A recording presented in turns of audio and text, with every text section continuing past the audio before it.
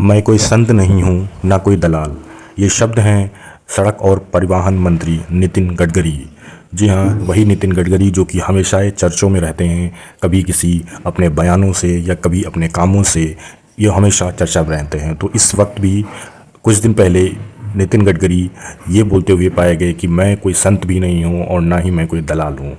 तो ये ऐसा उन्होंने कहा क्यों?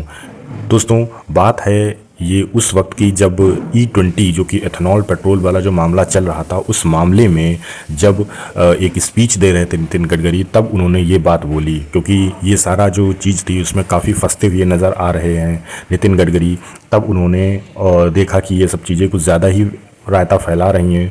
तो नितिन गडकरी ने इस चीज़ का जवाब देते हुए एक स्पीच में ये बात बोली कि जो भी ये चीज़ें चल रही हैं एथेनॉल से रिलेटेड, जो भी चीज़ें बताई जा रही हैं सोशल मीडिया पे, वो सारी चीज़ें सिर्फ एक प्रोपोगेंडा है, जो कि पैसे देकर ये सारा प्रोपोगेंडा करवाया गया है। किसने करवाया है, किस लिए करवाया है, क्यों करवाया है, ये सारी चीज़ें उन्होंने नहीं खुलासा किया और बोला कि इन सब चीज़ों का मैं खुलासा नहीं करना चाहता हूँ। लेकिन कहीं ना कहीं शक उनकी खुद की पार्टी पे ही जाती है, क्योंकि कोई अपोजिशन वाली ऐसी चीज़ तो बिल्कुल नहीं करेगा और ना ही इसमें कोई सेंस बनता है इस चीज़ का ज़्यादा। लेकिन उनकी पार्टी में ही कुछ लोग हैं, ऐसा उन्होंने संकेत दिया और कई न्यूज़ आर्टिकल्स ने ये चीज़ बोली, लेकिन उन्होंने ऐसा खुल के कुछ बताया नहीं और उसको बताने से मना कर दिया। तो ये जो मामला पूरा था वो यही मामला था कि वो उनके बेटे जो एथेनॉल में जो कंपनी को फ़ायदा पहुंचाया गया, बहुत सारा उनके शेयर प्राइस बढ़े, इससे रिलेटेड उन्होंने बताया।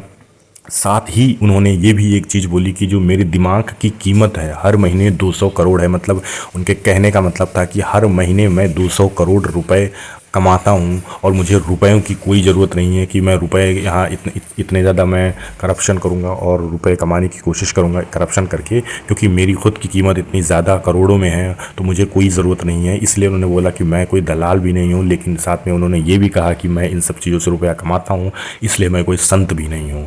तो इतना बेबाकी और खुल के शायद ही कोई नेता बोलते हैं, इसीलिए शायद कई बार विवादों में भी नितिन गडकरी आ जाते हैं, अपने ही बयानों से अपनी ही पार्टी उनकी घेर लेती है। तो यही सारा मामला था और देखते हैं आने वाले समय में और क्या होता है। तब तक के लिए चैनल को सब्सक्राइब कर लीजिए।